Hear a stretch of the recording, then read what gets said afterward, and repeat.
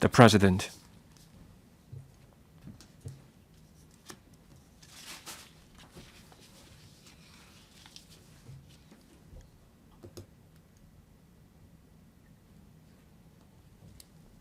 Questions. Question 1, Mr. CHU Kwok-keung. Thank you, President. It is learned that various sectors of society are actively exploring the integration of environmental, social, and governance, or ESG, concepts into the education curriculum. However, some members of the education sector have said that primary and secondary schools will face challenges in implementing ESG education, including the allocation of education resources, curriculum design, and teacher training, etc.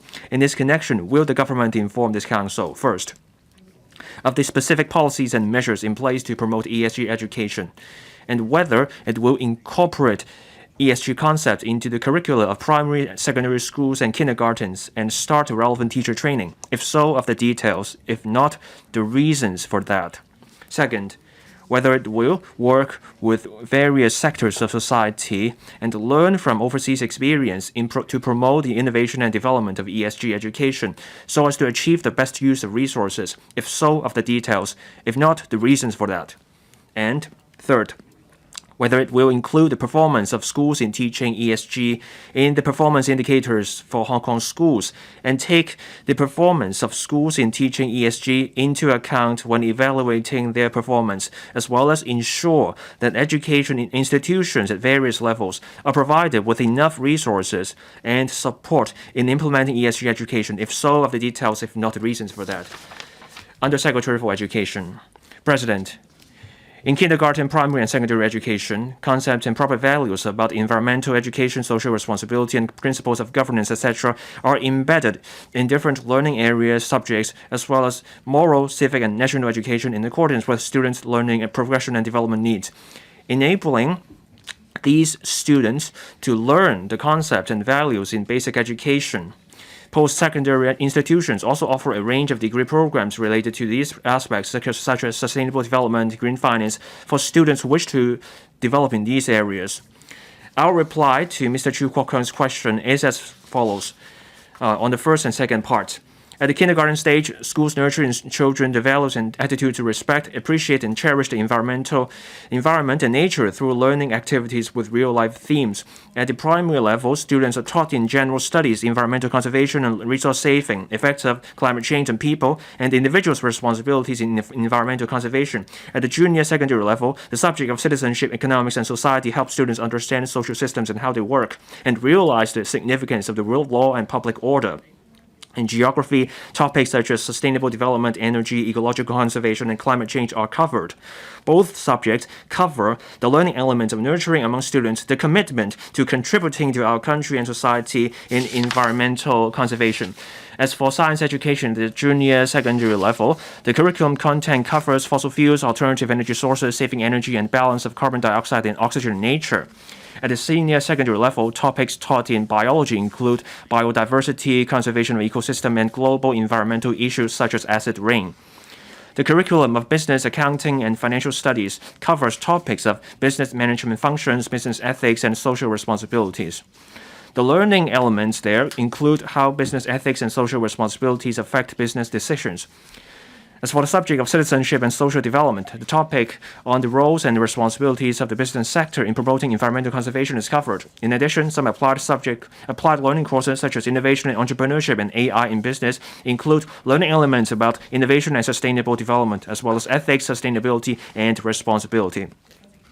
On values education, the values education curriculum framework pilot version lists actively practicing green living, as well as encouraging and supporting joint efforts from people around, and possessing a global perspective, as well as being concerned about global environmental issues and the challenges in attaining sustainable development as learning expectations on primary and secondary school students respectively. This is to nurture in them proper values and attitudes such as treasuring what we have, commitment, the common good, and diligence. The Education Bureau has been working with other government departments and different sectors of the community, including the Environment and Ecology Bureau, the Hong Kong Green Building Council, and so on, to organize diversified professional development programs for teachers. Topics such as sustainable development and mitigating climate change in Hong Kong, standards and requirements with respect to business sustainability, energy saving and green buildings, facilitate teachers in teaching the related concepts as well as nurturing proper values and attitudes among students. From the 2020-21 to 2022-23 school years, over 80 relevant training activities were organized. About 6,700 teachers took part in them.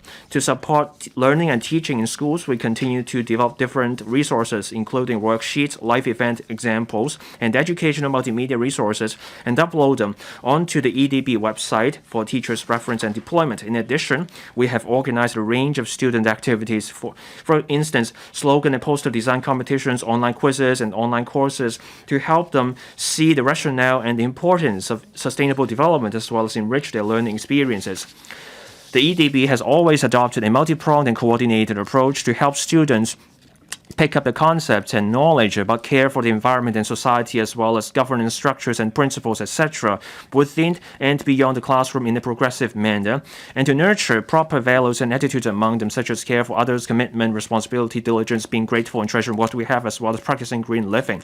It is noted that similar approaches are also taken in the mainland and Singapore in teaching the relevant knowledge and skills and nurturing values and attitudes in students in basic education.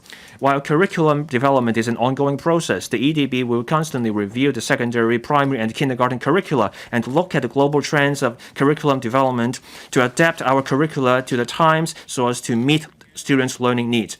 On the third part of the question, the EDB has developed the performance indicators for Hong Kong schools, or PIs, to promote school self-evaluation in response to the implementation of school-based management. School self-evaluation, supported by external school reviews and focus inspections, boosts transparency of school-based management and school accountability. The PIs comprise of 4 elements of management and organization, learning and teaching, school ethos, and student support, and student performance, all of which can be used to assess school performance in delivering related curricula, discharging social responsibility, and practicing good governance.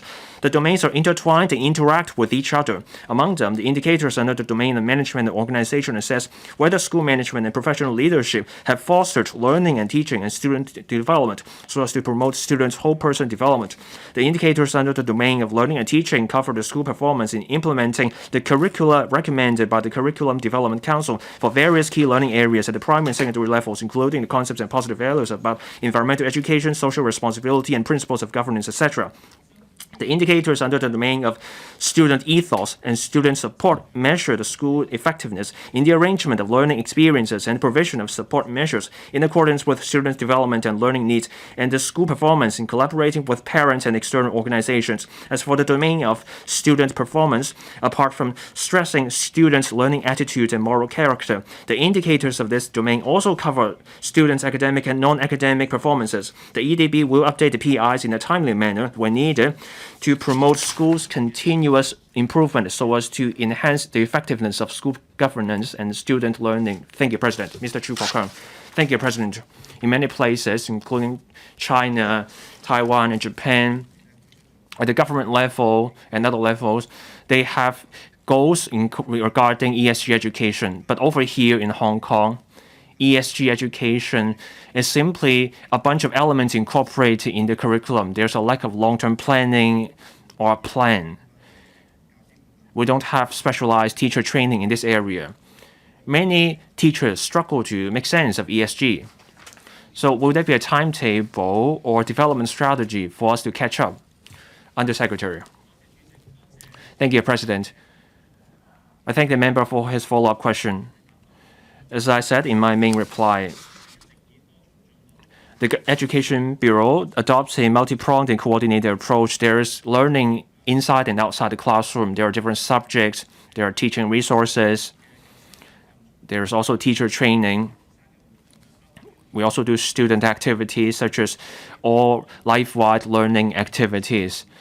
All these are there to help students learn about the environment, care for the environment, and also help them understand social responsibility.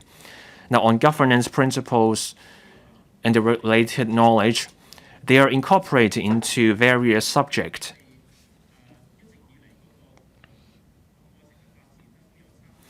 For our curriculum development, we have learned from the mainland experience and experience from other places. Different places adopt a similar approach in promoting this area of learning, in measuring success. We do inspection, school visits. We also talk to schools in a routine manner. This is how we find out how schools are doing on the curriculum. The member mentioned teacher training. We work with different bodies in organizing teacher training sessions. If the member has ideas in mind, we'll be happy to follow up on them.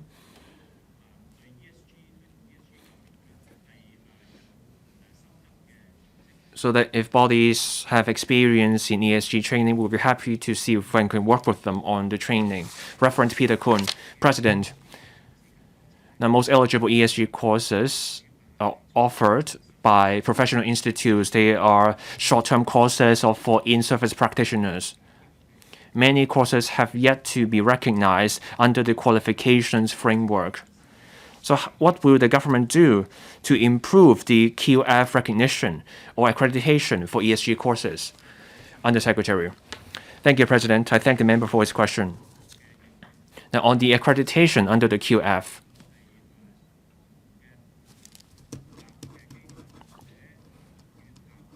there are course organizers, institutions. If they want QF accreditation, they have to go through the Hong Kong Council of Academic and Occupational Qualifications. Now, there are 7 levels under the QF. Now, the institutions are familiar with them. There's also a fund under the QF to help the institutions access or obtain the accreditation. Now, for secondary, primary schools and kindergartens, as I said, in different subjects, the relevant knowledge is already incorporated into different subjects. Now, the Cross Curriculum Development Council comes up with the curriculum. There are course outlines for schools to adopt. So in basic education, we recommend that the schools follow our course outlines to teach knowledge. Thank you. Ms. Lillian Kwok. Thank you, President. For ESG, we all agree that this is a key goal in our education. This is also about giving our students the right values. But as the Undersecretary was saying, we have a fragmented picture. There's a reason Mr. Chu proposes what he said. We need a development strategy. We lack clear guidelines in the curriculum. What are we supposed to teach our students? The Undersecretary told us about the potential courses. What we want is that across different subjects, we want the learning elements in them. So for the Bureau, will there be plans such that we can have clear guidelines, a clear framework for teachers? That way, the teachers can do the work in a systematic approach. Thank you, President. I thank Ms. Kwok for her question. As I said in my reply to Mr. Chu, in promoting ESG education, it cannot be a standalone subject. Instead, the concepts are covered under different subjects. At the primary level, you have the general studies. At secondary level, you have the BSF, geography, biology, etc.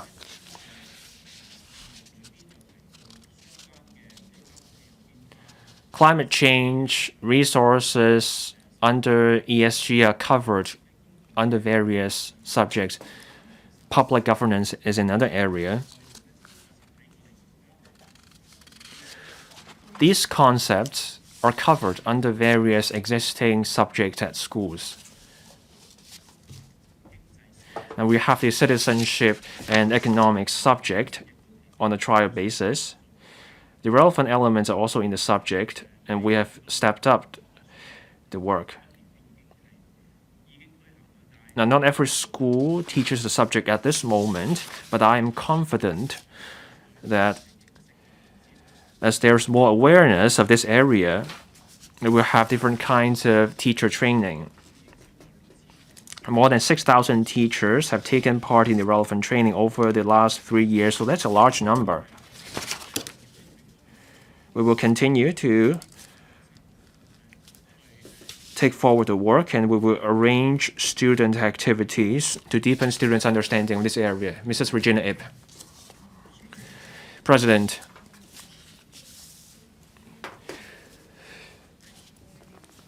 promoting ESG education at the secondary school comes with a conceptual flaw. ESG education is supposed to be something for the business and financial sector.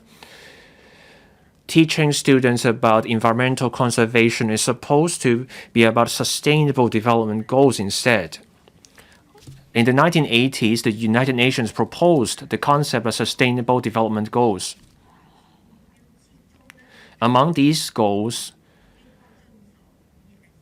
there is something on firms should follow the ESG standards, but this is a contentious matter in business. Some argue that some firms are not really green. They are simply engaging in greenwashing, so simply window dressing. There are also political factors. Say, the U.S. Republican Party attacks firms for ESG efforts. The financial sector also sets standards, goals, assessment, indicators with ESG. So ESG should not be taught at the secondary school. It's okay to teach the UN Sustainability Development Goals at the secondary school level. When you teach too complex a concept at the secondary school, you confuse the teachers and students. You have good intentions, but they will backfire. I believe the Education Bureau's officials are well educated. They should find out more about this area. Undersecretary. Thank you. As the member said,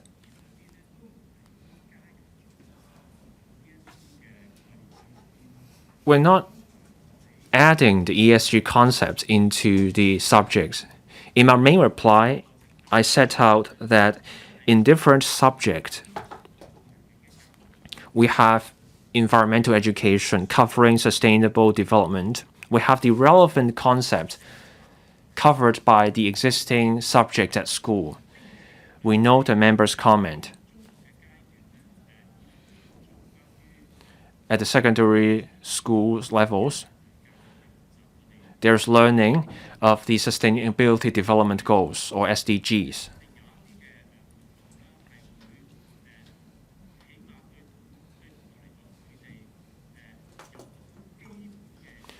Through the student activities, we want to give students a basic concept of what those ideas are. We're not expecting students to have a full grasp of all those areas. If students want to pursue those areas further, they can do that at the tertiary level. Dr. So Chun-wing.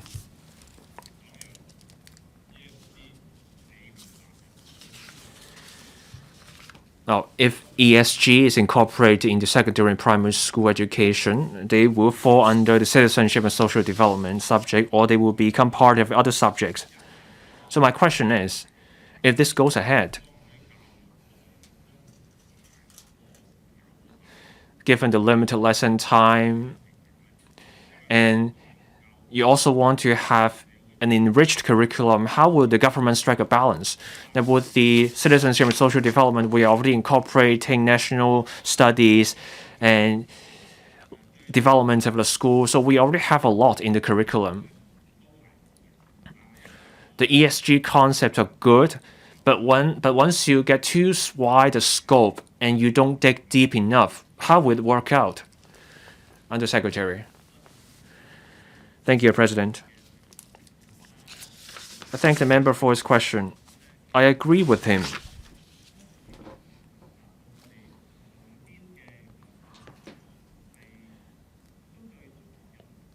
At schools, different subjects come with different requirements.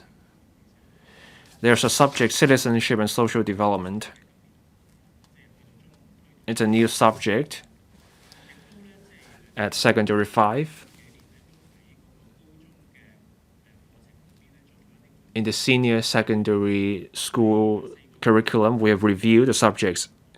And we have removed some elements in the 4 compulsory subjects. This is to free up more time for students to pick up an extra optional elective subject. students can pick an applied learning subject.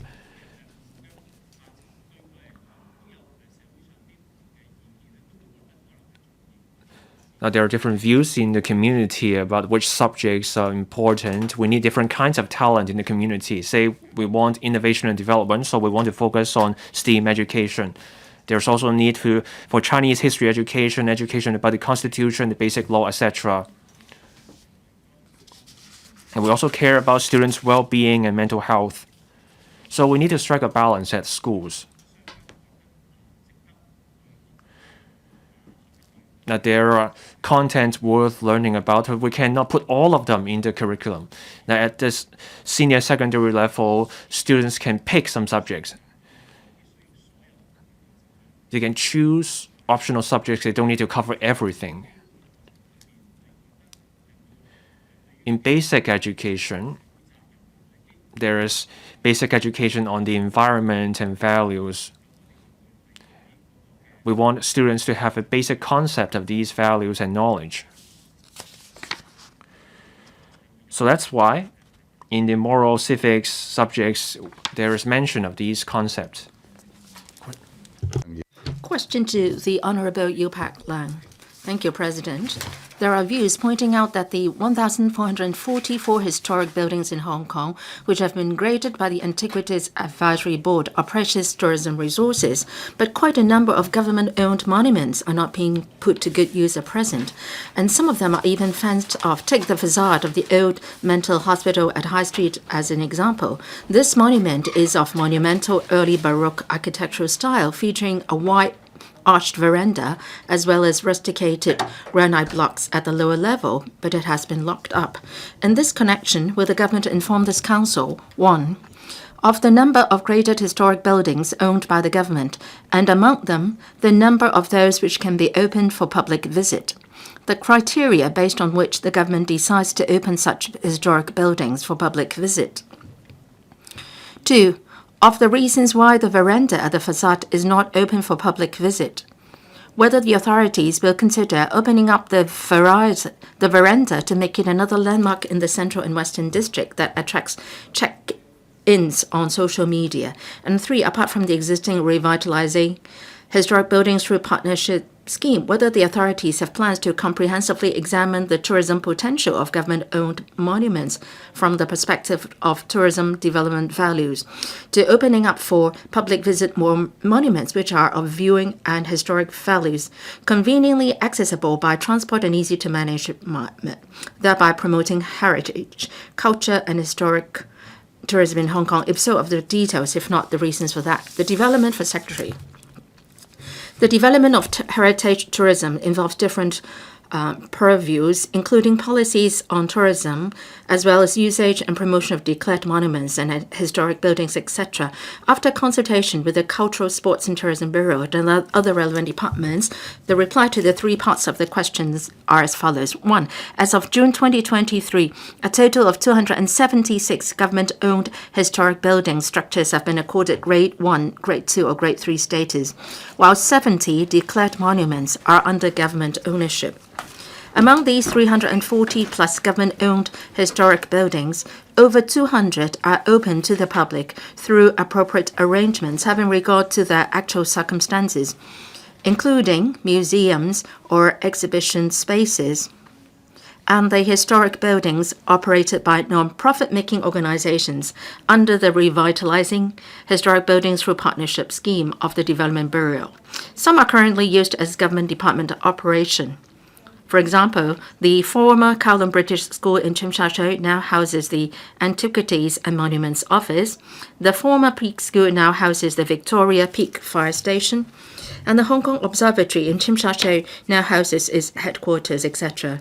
And public visits are arranged through special arrangements such as advance appointment or open days in order to strike a balance between service operation and public access. Besides, many military relics, for example, are located in country parks and rural areas. Most of them can be appreciated by the public, with the exception of certain items which have to be fenced off due to building structure and public safety considerations. For those historic buildings that are not open to the public, security and privacy are the main considerations. Examples include the Green Island Lighthouse in Central and Western District, Taipo Lookout, now leased out for private or residential use, and the headquarters building of the ex-Royal Air Force Station in Kwun Tong is now a family crisis support center. We will continue to encourage government departments to open their buildings for public visit and enjoyment wherever practicable and provide them with appropriate support from the heritage conservation perspective. We will continue to explore installation of information plaques at historic buildings which could not be open to the public to facilitate public knowledge of their historical background and heritage values. 2. The old mental hospital at No. 2 High Street was rebuilt as Sai Ying Poon Community Complex in 2001 and is managed by the Central and Western District Office. The granite facade of the old mental hospital, like what the member said, inclusive of the wide arched veranda and the granite blocks underneath, were retained in the rebuild and was declared a monument in 2015. All along, organizations may submit applications for location filming at the veranda. The veranda is currently undergoing maintenance works. CNWDO plans to open the facade and the veranda for public access starting from September this year upon completion of the works. 3. The Tourism Commission has all along been promoting various tourism projects covering historical and heritage themes. These include the Dr. Sun Yat-sen Historical Trail, with the theme of art across time, leading visitors to trace the history of 16 spots along the trail, the organization of the Yim Tin Chai Arts Festival in Yim Tin Chai, Sai Kung from 2019 to 2021 to provide participants with an experience that integrates arts, culture, heritage, and green elements through a variety of artworks. The Sai Kung Hoi Arts Festivals between 2020 and 24, with the coverage gradually expanded to Khao Sai Chau and Hai Island. The launch of the City in Time project, which presents the historical panoramic images of individual landmarks of Hong Kong by using augmented reality and multimedia technology, enabling visitors to understand the historical landscape and community culture at that time through smart films. And in collaboration with the Agriculture, Fisheries and Conservation Department, has also been enhancing the tourism supporting facilities of some hiking trails within country parks by phases, which are popular with tourism appeal, to enhance their appeal as heritage and green tourism attractions, including some with war relics, such as the Pinewood Battery Heritage Trail and the Shingmun War Relics Trail. Then, in terms of trade collaboration, the TC launched the Cultural and Heritage Sites Local Tour Incentive Scheme in October 2020 with a funding commitment of $600 million to encourage local travel agents to develop and launch more tourism itineraries and products with cultural and heritage tourism elements and visits to declared monuments. In terms of promotion and publicity, Hong Kong Tourism Board has also been promoting to visitors revitalized historical architectures and introduces routes of leisure walk in different districts with historical value through various channels, including websites, social media, and visitor center, etc. In addition, the HKTB's Hong Kong Neighborhoods project showcases authentic culture, characteristics, and history of these neighborhoods to enhance Hong Kong's tourism appeal. HKTB will continue to promote Hong Kong neighborhoods and develop new elements into existing programs to attract visitors with authentic culture.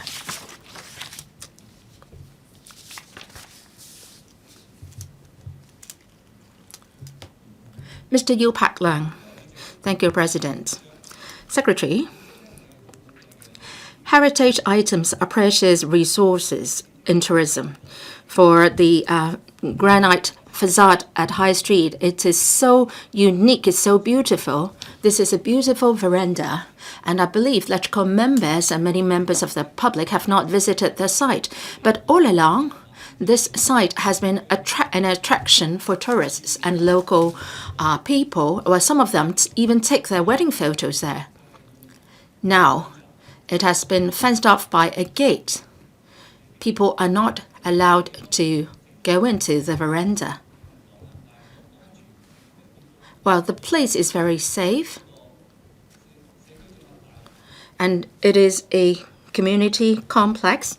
At the same time, if security guards can open the gate in the morning or the day and then lock the gate in the evening, then the veranda can be opened up for public access. I hope that the government can establish a mechanism together with the tourism trade to look at these sites. For government-owned monuments, they are of great value for this high street site. Well, the Bonham Road Primary School, it is also a heritage item. It is difficult to open up these primary school for public visits. Maybe that can be done through an open day. But then for heritage or historical buildings like the one in High Street, if there isn't a mechanism to work with the trade to see how the site can be opened up and explore the tourism potential of the site, that would be something good. Can there be a mechanism like that to be put in place so that we can open up more tourist attractions with local characteristics? Secretary. President, in my main reply, we talked about a certain example. This is a very good example. This is a veranda of historical value.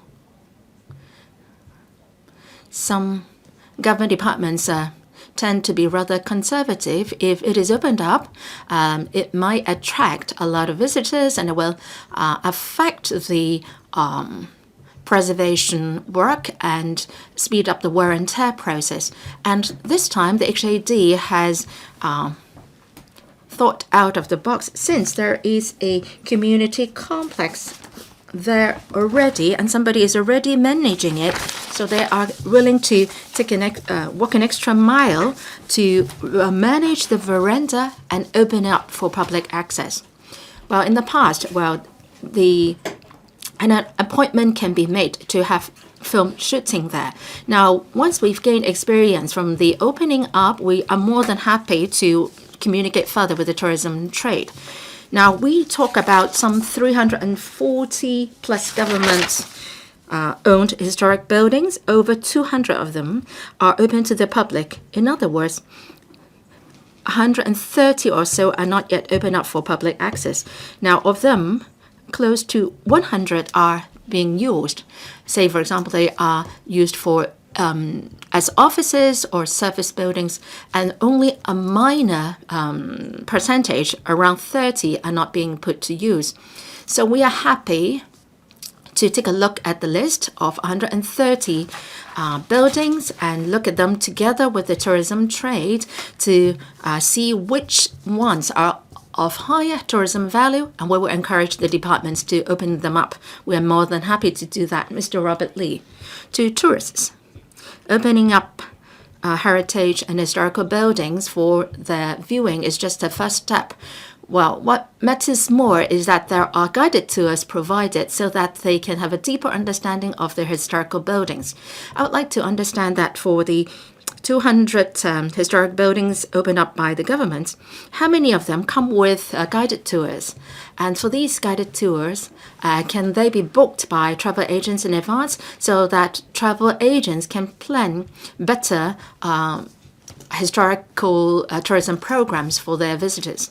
For these 200 historic buildings being opened up, so they are opened to the public and tourists alike, because tourists are part of the members of the public. Now, as to how guided tour is being conducted, will there be just a pamphlets being distributed, or there will be visual or audio equipment? I don't have the information on hand. Maybe I can supplement the information later on. Mr. Ma Fong Kwok. Thank you, President.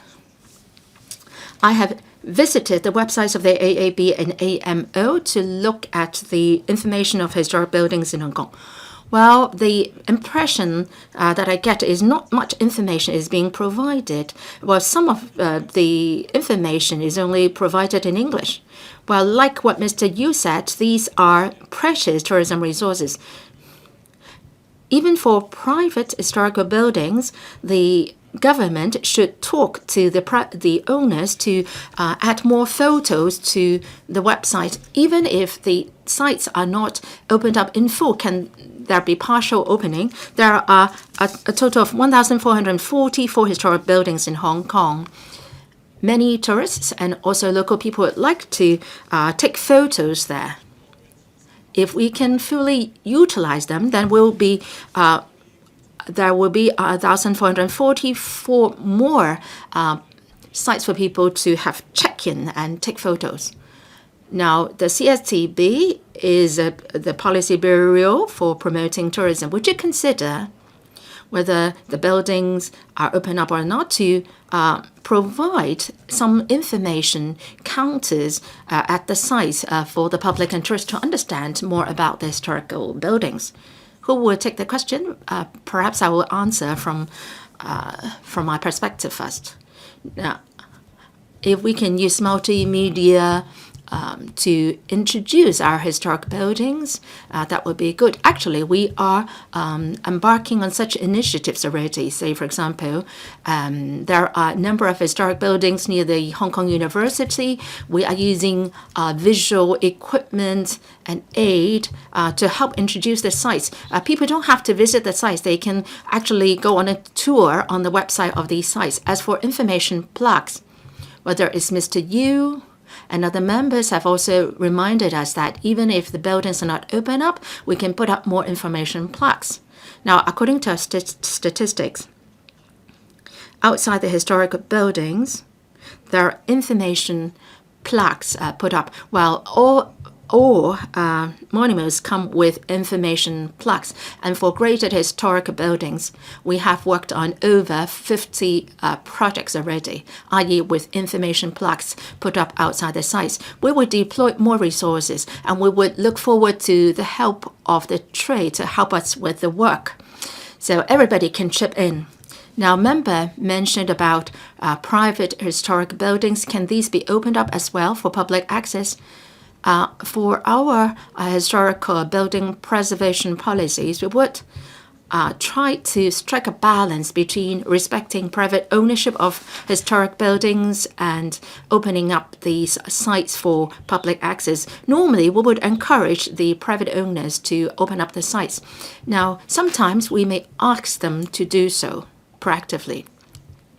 Say, if the private owners would like to seek funding from the government to repair the buildings, or they embark on the rebuilding the sites and hoping that there can be a relaxation of the plot ratio and the building height, then the government will impose certain conditions. Say, they have to conserve certain parts of the site. For the clock tower of the CLP, this is a good example of our efforts in that area. We will try to seize opportunities like that. So at an appropriate time, we will impose certain conditions to encourage private owners to open up the sites. Professor James Lau. Thank you, President. Thank you, Mr. Yu, for raising this oral question. I know the government has done a lot in this area. In the government's reply, it says that the TB has launched the Hong Kong Neighborhoods Project.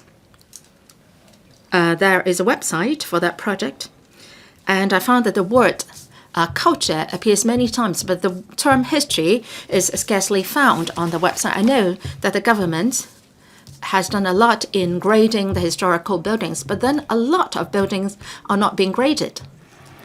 There are a lot of buildings where historical events have taken place. Say, for example, a star has lived there, and these buildings have never been graded. So can you talk to the private owners, maybe putting up a plaque outside the building saying that, say, Mr. Deng Xiaoping or Mr. Zhao Enlai has lived in the building for 3 days or so. So these historical events can actually be made known to the public so that these buildings can be made known to the public.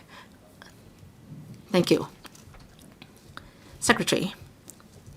Thank you, President. Earlier on, in my reply to an earlier question raised by Professor James Lau in relation to war relics, we said that we would introduce to the public our history in fighting and the Japanese, and this is an area which straddles across different policy bureaus. Some buildings come with relics. The buildings are gone, but then the place still comes with its history, and so this policy area straddles across the Development Bureau, CSTB, and the Development Bureau. And at that time, we said that the Deputy Chief Secretary for Administration will set up a cross-departmental working group to coordinate work in this area. Once we've achieved certain progress in our work, we will report the same to the LegCo at an appropriate time. Mr. Chen Wing-kwong. Professor Chen Wing-kwong, I'm happy to see that the government has done a lot in conserving and preserving historical buildings. But then I think the government has been conservative in making use of historical buildings in promoting tourism. For example, Lui Shen Chung in Shamshui-po and the drug street in Shangwan. The government has not done anything to build a themed tourism area for these sites. I think that it's a waste of our precious heritage resources. Would the government consider consolidate the heritage resources and come up with special programs for the tourists? Say, for example, a one-day tour on our history in fighting against the Japanese, so that tourists can visit our historical buildings in a more systematic manner and have better sightseeing experience. Under Secretary for CST. Thank you, President. We agree with what Mr. Chen suggested. We are actively considering launching a competition on tourism routes design in July, in covering heritage items and so on. And there will be cultural tourism, green tourism elements, and popular culture tourism, etc. We would like to leverage on the trade's expertise to identify routes which are worthy of visits by tourism. And then we will build support facilities along these routes so that tourists can have better experience when they visit Hong Kong. Question number 3, Honorable Joephy CHAN. Thank you, President. The government of Japan plans. It has been reported that the Embassy of Japan in China earlier held a briefing session in Beijing on the discharge of nuclear wastewater generated by Fukushima nuclear power station. But it did not invite the Chinese media to attend the session and even disseminated false information at the session in an attempt to mislead the international community. Also, it did not follow the principle of goodwill consultation to explore other options to dispose of the nuclear wastewater.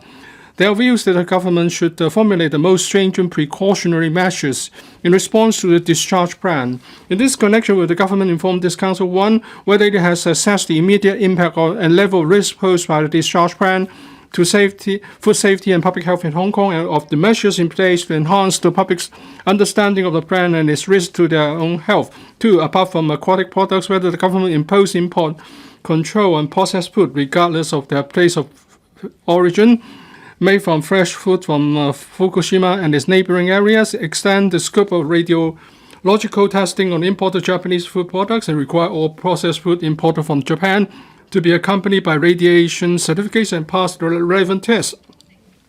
And 3, whether the authorities will, in addition to drawing reference from the reports published by the IAEA on the discharge plan, draw reference from other representative international research and assessment reports to help them formulate more comprehensive and corresponding measures. If so, of the titles of such reports, as well as the details of the corresponding measures. If not, the reasons for that.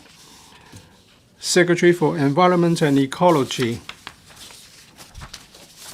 President, the government of Japan plans to discharge the wastewater generator in the process of cooling the reactor at the Fukushima nuclear power station into the ocean after treatment in the summer of 2023. The Hong Kong SAR government has repeatedly expressed grave concern about the impact of the discharge ban on food safety and has indicated clearly to the Japanese authorities that they should not discharge wastewater from the FNPS into the ocean unilaterally without consensus of the international community so as to avoid bringing about irreversible impact on the environment. Food safety is an issue of paramount importance affecting public health. The government is responsible for ensuring that food sold in Hong Kong is safe and fit for consumption. Since issues such as pollution to the ocean are international issues in the realm of foreign affairs, the Environment and Ecology Bureau (EEB) has, after the announcement of the discharge plan of Japan, relayed the opinion or concern of various sectors to the Office of the Commissioner of Ministry of Foreign Affairs (OCMFA) in Hong Kong and maintain liaison with the OCMFA. The EEB and relevant departments are fully prepared in response to the discharge plan, and our primary concern is to safeguard food safety and public health in Hong Kong. A consolidated reply to the three parts of the question is as follows. At present, the International Atomic Energy Agency Task Force is still examining whether the discharge plan meets the safety standards of the IAEA and whether it would have negative impact on human health and ecosystem. The relevant concluding report has yet been published. According to the current information and assessment, food products and that have higher risk of being affected by the discharge ban are mainly aquatic products from Fukushima and its nearby coastal prefectures. In response to the discharge ban, I published an article in the newspaper and attended media interviews to explain the discharge ban and the relevant health risks to members of the public with a view to enhancing their understanding. Such efforts have already drawn the attention of the community. To provide more comprehensive information to the public, the Center for Food Safety, CFS, is releasing on its website relevant information and results of the radiological tests on imported Japanese food products, while the Department of Health is providing on its website information on health effects of radiation and frequently asked questions with answers for public perusal. Once Japan commences the discharge, CFS will step up the dissemination of information by releasing results of the radiological tests on its website on each working day and issue press release on a regular basis. We'll also set up a one-stop web page in the EEB website with a view to fostering better understanding on the latest information on safety of imported Japanese food. Acting on current information assessment, our preliminary plan is to put all fresh, chilled, frozen, and dry aquatic products, seaweed, and sea salt from the affected prefecture under the scope of our tightened import control measures. As for other highly processed food containing aquatic products, generally speaking, the radionuclides on the surface of the ingredients will be removed during the preparation and the concentration of the concerned ingredient, and the concentration will be diluted after addition of other ingredients. According to the IAEA, general cooking and food processing procedures can lower the radioactivity of food effectively. Having said that, the Hong Kong SAR government will enhance the testing arrangement, including tests on relevant processed food of aquatic product with a view to providing due protection and ensuring food safety. As for Japanese food products which are still allowed to be imported, enhanced testing will also be applied even when such food products are accompanied by radiation certificates, so as to achieve due insurance. Since mid-April, the CFS has gradually stepped up radiological tests on imported Japanese food products, especially those on aquatic products and specified radionuclides. Since mid-June, the CFS has also expanded the scope of testing to cover all Japanese aquatic products irrespective of prefectures and step up radiological tests on other processed food imported from Japan. 3. If the Japan authorities proceed with the discharge of wastewater as planned, it will last for 30 years. We are highly concerned about how they will ensure that the treatment facility maintains effective operation throughout and that the discharge plan poses no potential risk to food safety and the marine ecosystem. Safeguarding food safety and public health in Hong Kong is the primary concern of the Hong Kong SAR government. Once the discharge has commenced, the Hong Kong SAR government would immediately take stringent import control measures, including prohibiting the import of aquatic products from the highest risk coastal prefectures in proximity to Fukushima, and imposing stringent import control on aquatic products from other prefectures which are at risk by denying their entries unless they are accompanied by radiation certificates. As for the details of the proposed measures, we would make reference to things such as the conclusion of the final report of IAEA, the opinions of the mainland experts, the practices and assessment of the mainland and neighboring regions, relevant information provided by Japan on the issue, and other relevant information available before a decision is made. Apart from stepping up import control measures, the Hong Kong SAR government has also enhanced testing arrangements to provide due protection. The additional expenditure incurred by the government for procuring necessary testing equipment over these 2 years is around $6 million per year, and the additional expenditure on manpower, equipment maintenance, testing, consumables, and related matters will be around $3.8 million per year. Ms. Joephy CHAN, according to the reply, well, even before the discharge, we have been forced to spend some $10 million in the last 2 years. And the discharge period will last for 30 years. So it would amount to at least $300 million, not counting inflation. And then we are also not counting the setting up of a notification mechanism and the import control regime.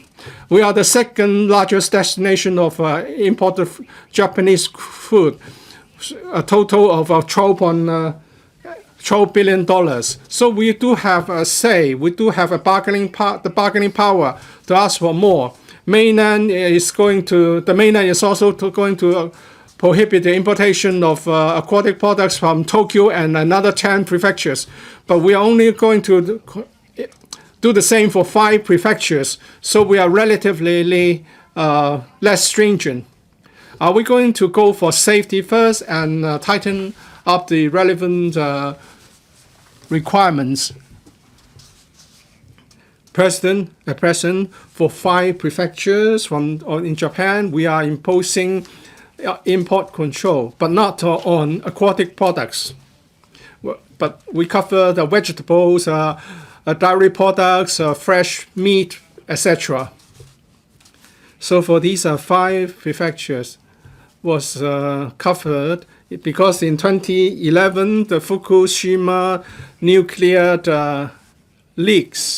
material leaks, and we therefore target these agricultural products. As for the discharge of wastewater, the main impact will be on aquatic products. So the scope of the future control system has yet to be finalized. But for those with higher risk, we are going to prohibit entry. For less risky prefectures, we are going to ask for radiation certificates, and we are going to do enhanced testing to monitor this impact. And we're still waiting for the final report of the IAEA as well as the expert views from the mainland authorities. So that at the end of the day, we can make a decision on the scope of the control as well as the prefecture to be covered. Ms. Chan Hoi-yan. Well, the Secretary has responded to similar questions many times in this Council. We know that the government is going tough on this, but the wastewater would bring about irreversible health impact. Well, if the wastewater is okay, Japan should not discharge it. This is a selfish act. It is done in total disregard to public opinion around the world. So we should not let them get away with it. We are going to spend $6 million for 2 years in purchasing, testing equipment, and $3.8 million in maintenance, testing, consumables, etc. So why are we allowing Japan to get away with such a reckless behavior by spending $10 million a year? why don't we just adopt a tough stance and prohibit the importation of such products? The money should better be spent on helping our fishermen. Secretary, thank you for your comments. 2 points. First of all, CFS, Center for Food Safety, is tasked with ensuring food safety and public health, including the imported food products. And because of this move by Japan, we are doing more tests. But we are not just looking at the products from Japan. We also look at background radiological levels, etc. So we need a system, we need the equipment and experts to do the job to ensure food safety. This is not just done because of the Fukushima incident. This time, Japan is going to discharge wastewater. Our stance is very clearly made known to them. So there's a suggestion that we should prohibit importation of Japanese food product across the board. Well, while we don't think Japan's behavior is appropriate, but we need to consider what we should do to ensure public health and food safety. I think the baseline is that we should go by scientific evidence. Therefore, let me reiterate, we are going to make reference to the conclusion of the IAEA. We also refer to the opinions of mainland experts, and also we assess the impact on our public health before we come up with the scope of the regulatory system. But I have to say, there's no limit imposed on the regulatory system. So we'll certainly put public health in Hong Kong and food safety in Hong Kong as the first priority. That will be the first most important factor to consider in delineating the scope of the control. Ms. Chen asked him why don't we just save the $10 million and help the fishery industry? That's not a follow-up question. Mr. Kan, well, actually, EU and UK has asked all the 47 prefectures in Japan that should have their food products labeled. So apart from limiting the importation of such food products, are we going to ask such Japanese food products to label the origin of the food product so that consumer know where they are from and they can make an informed choice? Thank you for your questions. We are considering different measures to enhance food safety and public health, and also to provide more information to our people so that they can make the right choice. We'll certainly consider your suggestions. And my colleague will be looking into this suggestion and make the necessary preparations. Mr. Sterling, Japan has not yet explained that wastewater discharge will be safe. If it's safe, why don't they keep the wastewater? Why do they have to discharge wastewater? It seems that they are trying to affect everyone, not just Japan. Japan is bent on doing this discharge plan today. That is the 28th of June. We are reviewing this plan and our response. The SAR government should be more determined and resolute in taking measures. And also, in this regard, green groups, from the very beginning to this day, has remained silent. Are they really real green groups, or are they pseudo green groups? And will the government take action before these green groups speak up? Are we going to prohibit the importation of Japanese food products?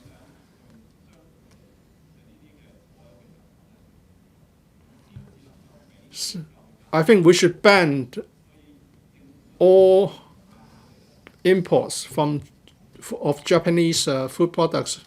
We should take a tough stance so that they would heed our advice. Secretary, well, the SAR government's position is clear. We have repeatedly made representation to the Japanese government and telling them that we are concerned about this wastewater discharge plan. And we have told the Consulate General of Japan that if they continue with this plan, we will take positive actions. And additionally, we would explain to the public in Hong Kong through the media on the impact of the wastewater discharge. So there's no question of adopting an ambiguous position of this on the part of the SAR government.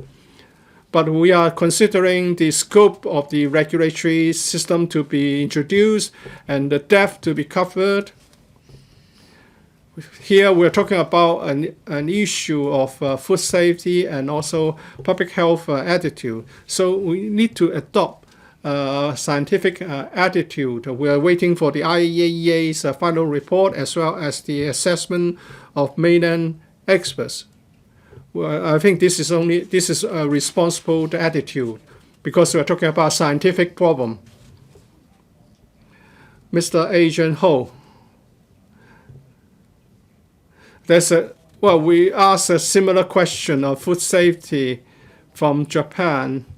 And we were told that there will be import restrictions on imported food, aquatic products.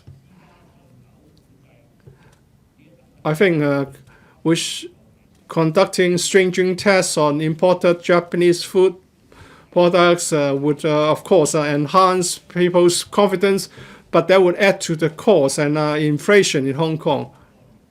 Would the government encourage the relevant importers to go for other alternative sources of supply, so that the importers will not have their business affected by this Fukushima discharge plan? Thank you, Mr. Ho, for your question. So that's an illustration of the issues involved in the importation of Japanese food products and also the implications for other industries and our food supply. We have met with the food industry and importers a number of times on why we need to take action to ensure food safety, and on the other hand, we express to them clearly that they should consider importing their products from other alternative sources. We urge them to consider the risks involved in planning for future business. We'll continue to maintain close liaison with them and also to update them on the latest developments so that they can make all the necessary preparations. Question 4. Ms. Carmen KAN. First, I'd like to declare that the organization I serve engages in RMB businesses.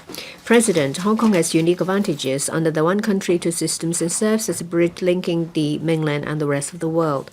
Government is committed to seizing these great opportunities offered by national development and contributing to the Belt and Road There are views that Hong Kong as an international financial center and offshore renminbi hub should continue to leverage its advantages in the process, dovetailing with the high-quality Belt and Road development. In this connection, will the government inform this council? 1. As there are views that with the increasing recognition of RMB and Belt and Road countries, the market demand for the internationalization of RMB is on the rise, how the government continues to build Hong Kong into an offshore RMB hub, say launching more products that comply with international trading rules and promoting issuance of offshore RMB bonds in Hong Kong by multinational enterprises from the Belt and Road countries. 2. As there are views that Hong Kong is performing an important function of reallocating RMB funds to the world, how the government continues to strengthen market entities' awareness of exchange rate risk neutrality, enhancing transparency of market regulation, improve market support facilities, and enhance the level of mutual access of RMB financial markets so as to bring convenience to the optimal allocation of RMB funds around the world. And 3. On the aspect of international cooperation and digital currencies, how the government will further enhance market infrastructure, explore flexible interface of multiple systems, expand uses, and develop retail central bank digital currencies so as to develop safe, convenient, and inexpensive cross-border payment by digital RMB. Secretary for Financial Services and the Treasury. President, Hong Kong has unique advantages under the one country, two systems, and serves as a bridge linking the mainland and the rest of the world.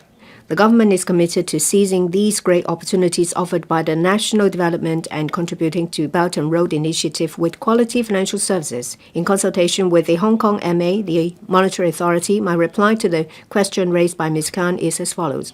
1 and 2. With the increasing economic and trade ties between the mainland and Belt and Road countries and regions, the use of and demand for RMB in bilateral trade, investment, and reserves continues to grow. As a global offshore RMB business hub, Hong Kong can provide support for related RMB economic activities and at the same time further promote the sustainable development of its own offshore RMB business. As of April this year, RMB deposits, including outstanding certificates of deposit in Hong Kong, was about 980 billion yuan, providing liquidity support to offshore RMB transactions and financial activities in the Belt and Road countries and regions and globally.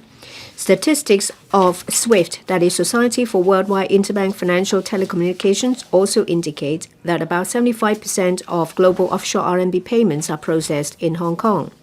Following the expansion of scope of eligible securities under Stock Connect to cover ETFs, exchange-traded funds, as well as eligible constituent stocks of the Shanghai Stock Exchange Asia Index and the Shenzhen Stock Exchange Composite Index, and stocks of overseas enterprises primary listed in Hong Kong since July 2022 and March 23, respectively, northbound trading of Swap Connect was launched on the 15th of May this year, extending the mutual access arrangements in the realm of financial derivatives products.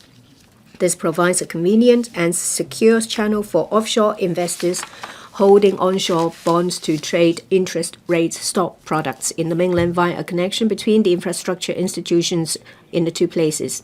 On the first day of the launch, 27 offshore investors traded onshore RMB interest rate swaps with a notional value exceeding 8,200 million yuan. The Hong Kong dollar RMB dual counter model was launched on the 19th of June in the securities market so that investors can trade securities of the same issuer in both Hong Kong dollars and RMB and transact across Hong Kong dollars and RMB counters.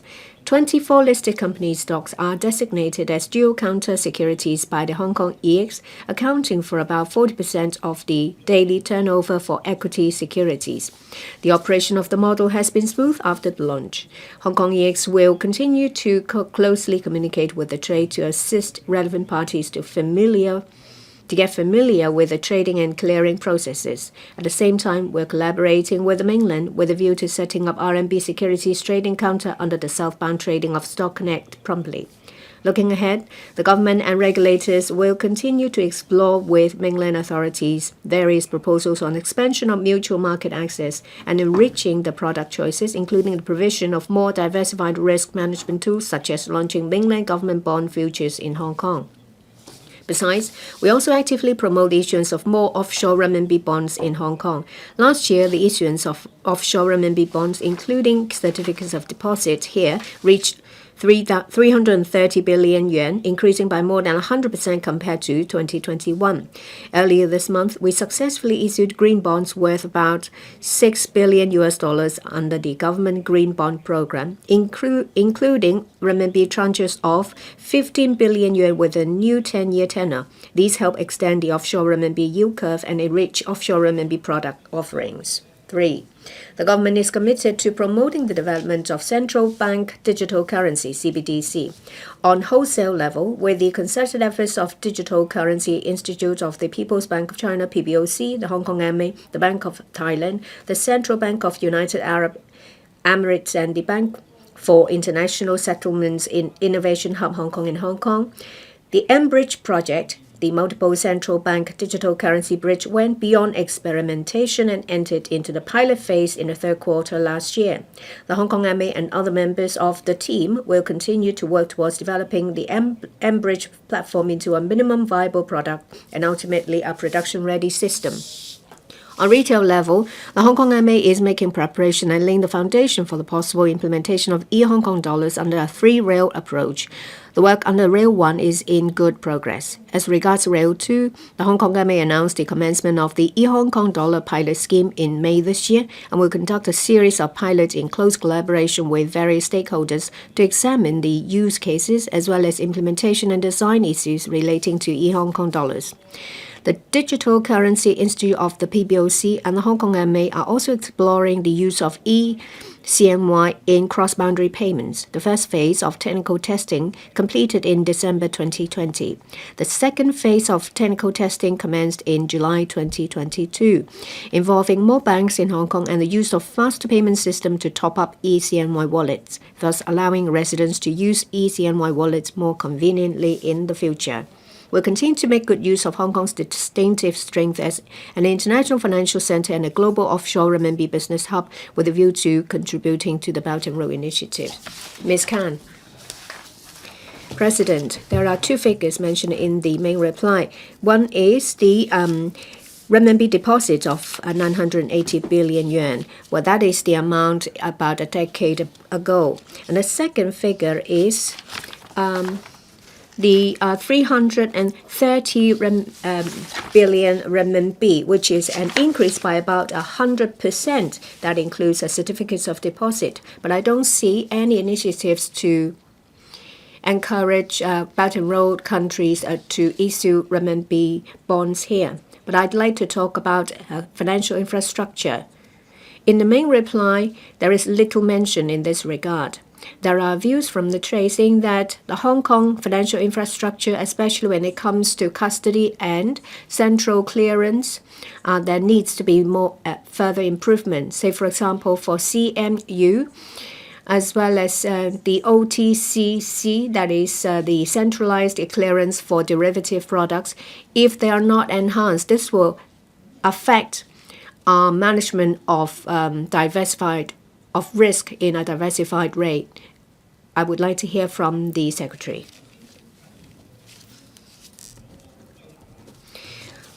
I think there are two key words from Ms. Kan's question. First, Belt and Road initiatives, and two, in relation to development of renminbi products on infrastructure. Ms. Kan's question is very good. What is the 20th anniversary of the advocacy of Belt and Road initiatives? Different governments and different places are thinking about using private capitals to face global challenges. Say, for example, to meet a demand from green finance and spending on infrastructure. We are an international financial center.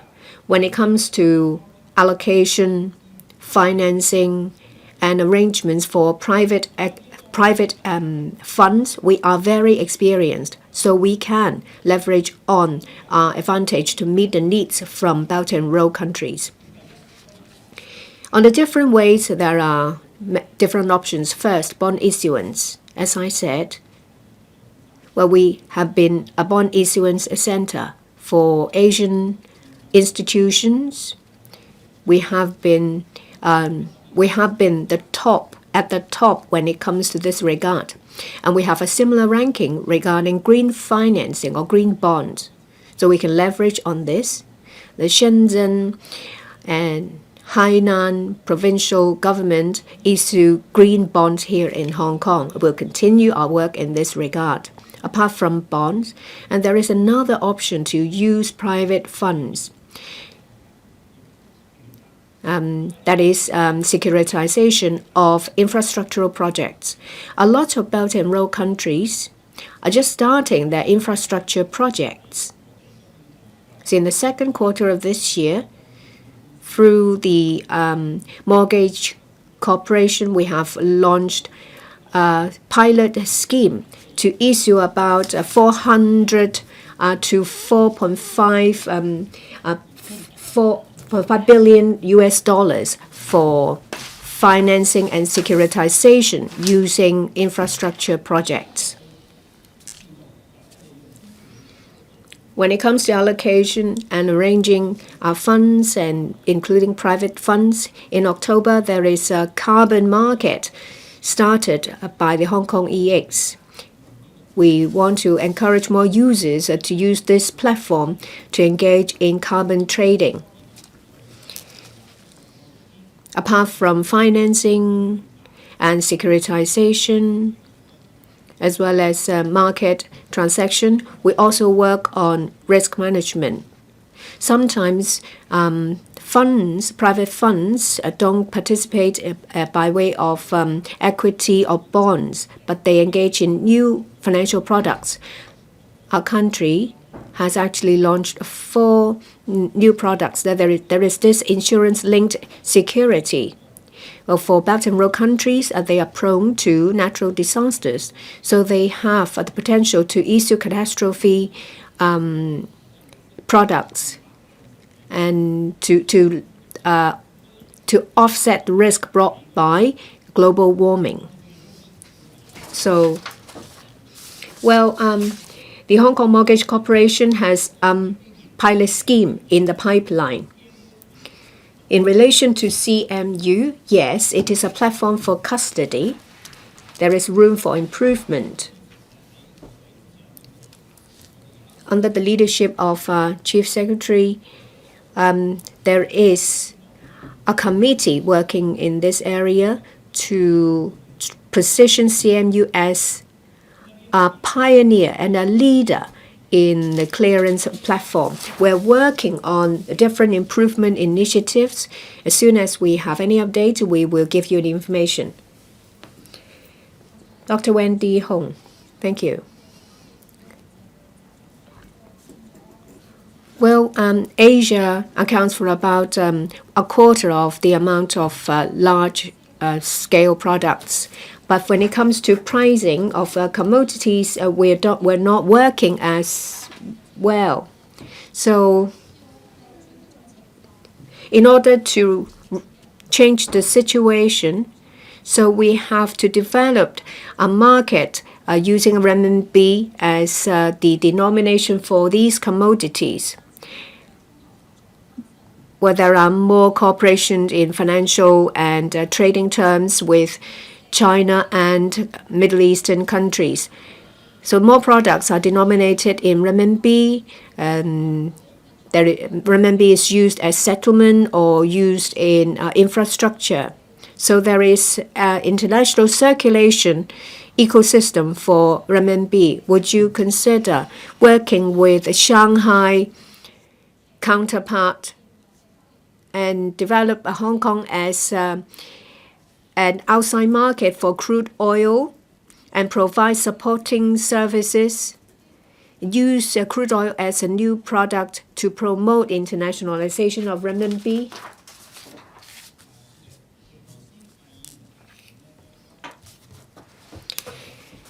Well, the member's question is of a right direction. This is about how to make better use of Renminbi in the international market. Yes, the first step is settlement, and the next step is to try to turn it into a currency used in reserve in central banks. We want to also promote it as a currency for investment. This will enrich the investment ecosystem and it will offer more choices to investors. That's why we have launched the dual counter, because we want to do something in the equity market. The next step, the member mentioned different commodities and denomination in renminbi. Of course, when we will consider it, if it complies with regulators' requirements. It is a process. We have to work on our own market first. That's why I have outlined a number of initiatives that we've been working on, so that as an offshore renminbi trading hub, we will be able to do more. Mr. Robert Lee. Just now, the Secretary mentioned about the Hong Kong dollar renminbi dual counter model. Yes, it's just been launched, and the trading volume may be small.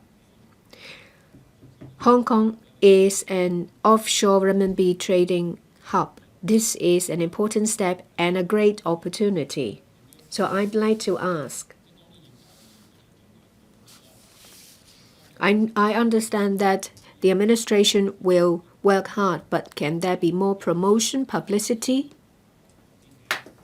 for international investors in Belt and Road countries? How do you communicate them? How do you communicate with them more so that they better understand our development? Secretary, Mr. Lee's question is put at the right time. When it comes to capital allocation, the focus is more in Asia, and when it comes to currency, renminbi is used more. So regarding the promotion of our work, we have made plans. I will go on overseas visits. We work with Hong Kong Monetary Authority. We make use of different channels to reach out to local stakeholders and overseas stakeholders to brief them about renminbi products. As I said in my main reply, we are an offshore renminbi business hub. Our position is solid. So it is natural for us to launch new products, and we will continue to work on that. Well, I think that Mr. Lee is also concerned not just about the overseas community, but the local one as well. We have different arrangements. We have worked with the Hong Kong Monetary Authority and different organizations to talk more about the renminbi ecosystem. Last month, we launched the dual counter, but renminbi product is not something new. Well, for ETF, we have renminbi counter. For securities and insurance, they are denominated in renminbi as well. Investors will take into account the situation, the market, before they make investment decisions. We'll continue with our work. We'll continue to listen to members for their views. Mr. Chen Pui-leung. Thank you, President. To ensure that offshore renminbi funds is efficiently allocated, will the government actively develop the renminbi interest market so that there will be more over-the-counter transactions for renminbi derivative products? I've already outlined these areas in my main reply. Under the northbound trading of Swap Connect, for the first time, is extended to derivative products. The next step, apart from investments, of course, we would like to develop more risk management tools for investors, because investors don't just look at growth points, they also would look at minimization of risk. So we'll work with regulators to make it happen. Mr. Tan Yue-hang. Thank you. We talk about 900 billion yuan in deposits, and over 70% of the businesses are processed in Hong Kong. And it looks like that these are two indicators of our businesses. But when it comes to renminbi deposit, there was a ceiling of 1 trillion. But now we see that the amount of deposit hovers around 900 billion. My question is, as a renminbi offshore center, apart from renminbi deposit and the 70% of renminbi payment, are there other initiatives, other indicators to gauge our performance? Thank you, Mr. Tan, for his question. These two are not the only indicators. When it comes to promoting offshore renminbi businesses, we launch different initiatives, including the different types of products, volume, as well as to attract more participants. We only outline these indicators because they're more important, but they are not the only ones. We have other figures. Say, for example, with the PBOC, we have already secured a sizable volume of swap. It's about 400 billion yuan. So it's a very high liquidity. And this is an important factor that affects the size of our market. The other indicator, when it comes to the renminbi payment, in 2022, it was about 165 billion yuan. When it comes to over-the-counter market, we see that the market is developing. If we have more figures, we will give you the information. LAM San-keung 議員。 Mr. Ambrose Lam, question number 5.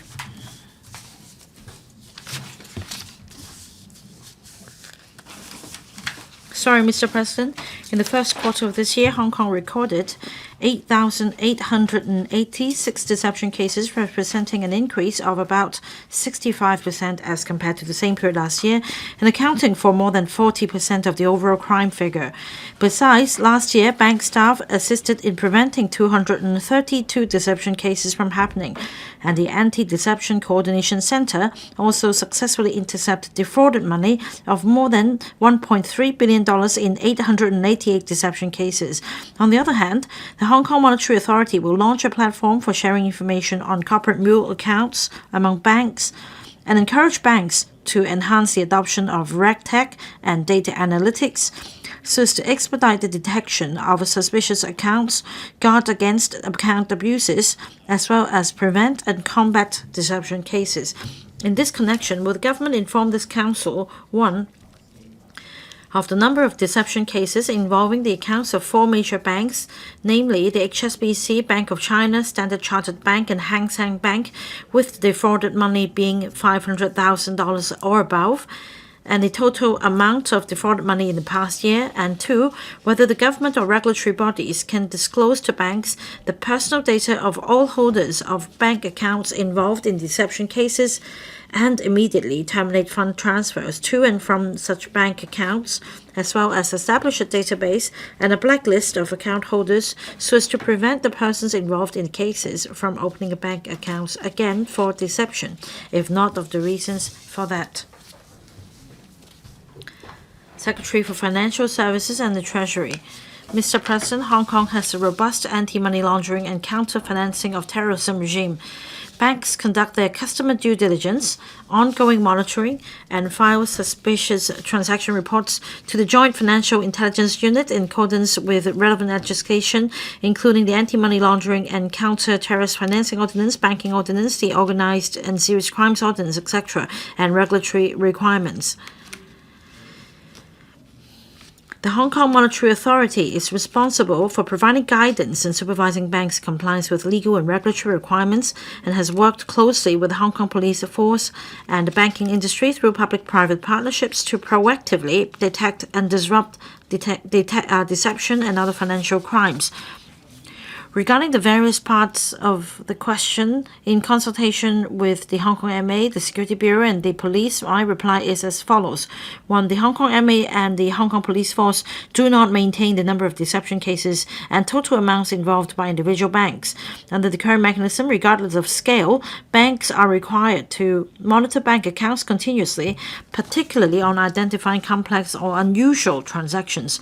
In the event that banks determine a transaction is suspicious, they need to file a suspicious transaction report to the Joint Financial Intelligence Unit according to the relevant requirements. If banks receive information that a particular customer or account is suspected to be involved in deception, they will follow up as soon as possible, including taking appropriate risk mitigation measures, such as restricting further fund transfers, cooperating with the law enforcement agencies' investigations. 2. The Hong Kong MA has been working with the police and the banking industry to enhance information sharing to tackle deception cases and relevant mule account networks. In particular, the Hong Kong Police Force already has a mechanism to provide information on bank accounts involved in deception cases during their investigations to enable banks to follow up on them. With the support of the Hong Kong MA, the Fraud and Money Laundering Intelligence Task Force FMLIT was established by the Hong Kong Police Force in 2017. 10 retail banks participated initially, which has increased to 28 retail banks at the end of June 2023. Since the establishment of the task force, through enhanced information sharing between the police and the banks and applying data analytics, banks have identified over 21,000 previously unknown mule accounts and taken prompt action, including restricting further fund transfers to or from the accounts and to support law enforcement investigations. In addition, through the collaboration between the Hong Kong MA, the Hong Kong Association of Banks, and the Hong Kong Police Force, a bank-to-bank information sharing platform called Financial Intelligence Evaluation Sharing Tool, FINEST, came into operation on the 20th of June 2023. With 5 major retail banks participating initially, the focus of the platform is on sharing information on corporations suspected of being involved in deception-related money laundering. The Hong Kong MA and the Hong Kong Association of Banks will expand the platform in phases in the future to include the more participating banks, cover personal accounts, and share information on other financial crimes such as trade-based money laundering. As for the recommendation on preventing the persons involved in the cases from opening bank accounts again, according to the current mechanism, banks are required to abide by strict anti-money laundering guidelines and conduct customer due diligence for persons applying to open bank accounts. In general, factors considered by banks include any past involvement of the applicant in fraud or money laundering, as well as information shared by the police and other banks. With the launch of the bank-to-bank information sharing platform I mentioned above, we believe that banks would be better equipped to handle applications for bank account opening and preventing accounts from being used for illegal purposes. The Hong Kong MA will continue to work closely with banks and the law enforcement agencies to strengthen the ability of the entire AML ecosystem to jointly tackle the rapidly evolving deception and financial crimes. Thank you. Mr. Ambrose Lam. Mr. President, today, I put forward a very simple and direct question. This is not the first time the government has been asked the same question. At the security panel meeting on the 4th of April, I asked an oral question. I understood why the administration was unable to give me the figures. I wrote to the Security Bureau and the Hong Kong MA for the figures again on the 12th of April. I asked for the figures for the past year. I received written replies from the respective parties. They were unable to provide the relevant figures. If the government does not even maintain the relevant statistics, how can the government combat deception? Is it necessary for the government to amend the legislation so that banks will cooperate with law enforcement agencies in a coordinated manner? Because otherwise, there will be this feeling that Hong Kong people are lemons, and they deserve to be deceived. As mentioned in the reply, we will roll out various measures, including the bank-to-bank information sharing platform, so that any information received by a particular bank can be shared among the whole sector. Now, this is not as mentioned by Mr. Ambrose Lam. And I also read the letter that Mr. Lam sent to the Bureau. This is not the case that we're not aware of the situation. Under the current mechanism, we want to take a more holistic approach. We target suspicious transactions or suspicious trading. So the triggering point is not whether fraud has been involved, but rather whether any suspicious activities are going on, so that we can cast a wider net. And then, if need be, if, say, a criminal offense is involved, after we identify the transactions by casting a wider net, we will be able to target these crimes.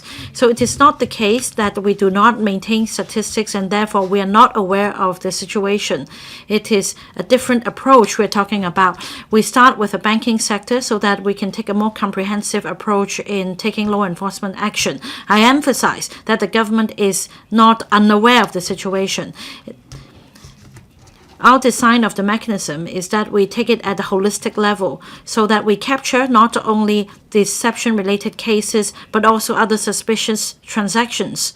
Once we identify these suspicious transactions, we dive deeper and try to identify any criminal offenses involved. I also have the Undersecretary for Security in attendance, because we need a cross-sectoral cross-bureau collaboration. That means joint actions will have to be taken by the Hong Kong MA, the Security Bureau, as well as our bureau. We have continued to make improvements in our approach.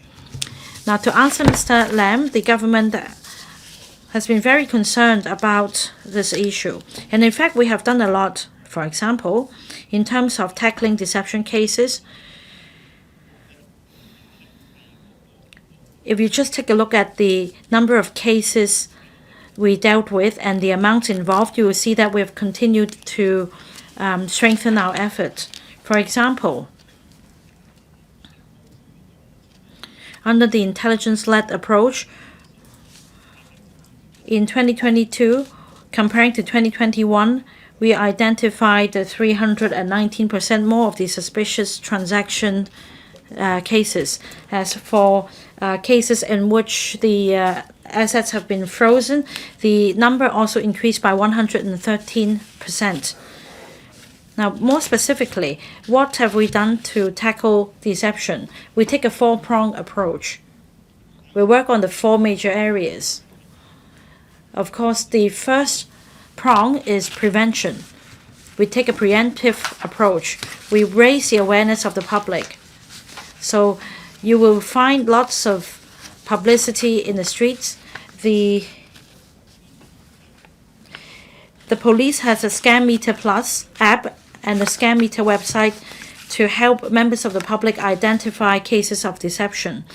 If members of the public are suspect that deception is involved, they can just type the phone number involved to locate information. The Scam Meter has been used 900,000 times so far. Apart from investigations initiated by the police, the government also received complaints. So another important tool is to make use of the Anti-Deception Coordination Center so as to receive inquiries and complaints from the public. We also have the 18222 Anti-Deception Hotline to receive complaints from the public. Now, about the third prong, after we receive reports in September, the police set up the e-hub, that is electronic reporting center, and a reporting hub to facilitate online reporting of crime by the public. Very often, online deception may involve boundary elements. And that is why we will need to work with the counterparts in different places. And the Undersecretary for Security can supplement my answer. Undersecretary for Security. For cybercrime and online deception cases, very often the crime doesn't just take place in Hong Kong. If we look at the figures and compare ourselves with Singapore and London, we're in a similar situation. The number of cases have increased by 50%. We also collaborate with other parties in mounting anti-deception operations. We also seconded officers to Interpol in Lyon in France. In terms of the so-called future crime or cybercrime, we also collaborate with the police in Singapore. Dr. Chan Yue-heng. Thank you, Mr. President. Deception remains rampant. In recent years, we've seen a surge in the number of cases. Like the Secretary said, this is a global issue. It's not unique in Hong Kong. But in Hong Kong, the situation has become more serious. The number of cases increased by 46%, accounting for 15% of all the crimes. Very often, these culprits are outside Hong Kong. They are part of the syndicate. It's very difficult to crack down on the syndicated crime. This also lowered the overall detection rates in Hong Kong. If we're unable to stop them or catch them, we should stop them by taking a preventive approach. Through the development of digital technology, we should recruit more talents so that we can block them using technological means so that these criminals will not be able to access the local population. We should also hold seminars, talks. We should reach out to the community and set up street booths to enhance the public's awareness of the anti-deception efforts. Is there any plan on the part of the government? Dr. Tan asked a very valid question. Indeed, we should not just catch criminals after the crimes have surfaced. We should, on a more holistic scale, educate the public and raise the public's awareness so that criminals will not have a chance to deceive our public. We adopt various measures and initiatives to raise the public's awareness against deception. For example, at the institutional level, say for Hong Kong MA, on the 7th of June, the Hong Kong MA held the 4th AML Red Tag Lab with members from the banking sector and other professionals. The talk is about the adoption of red tag and data analytics so as to help clients identify possible deception and stop it at source. Before the end of September, a coordinated approach will be taken by all retail banks to set up real-time monitoring against fraud. There is also a wider net cast. We help banks as well as members of the public equipped with knowledge on deception. For example, we have APIs on radios and TVs. We also have publicity materials on the website to raise the public's awareness. We remind the public that when they use online banking service and also electronic payment and settlement service, they must keep the passwords and the confidential information, and they must also keep the digital keys and passwords in good custody. This is an extensive publicity campaign so as to raise the public's awareness. We also remind members of the public to carefully look after their passwords to online banking services. They should also be very careful about verifying the one-time password and the messages. We remind the public that banks will never ask their clients to provide personal particulars and sensitive information by sending out a link. We take a multi-pronged approach to raise the public's awareness against deception. Apart from the front-load approach, we also have other avenues, as I mentioned in my earlier reply, to encourage the reporting of suspicious activities and transactions to the police so that we can be more effective in combating crimes and taking these cases to the court. So we take this one-stop approach. We work with the Hong Kong MA, banks, and law enforcement agencies. Thank you. Mr. Adrian Ho. Thank you, Mr. President. Now, credit card information is sometimes stolen for online purchase and transactions. The fraudsters make use of the one-time password arrangements so as to conduct frauds. The credit card centers of banks very often refuse to take responsibility, citing the reason that the client has verified the transaction through the one-time password arrangements. In the end of the day, the victim has to bear responsibility and suffer financial loss. Now, has the government looked squarely at the issue of the one-time password SMS being intercepted by fraudsters? Are there other ways for ID verification so that the banks will also need to shoulder part of the responsibility? Secretary, the member asked two questions. First, on the liabilities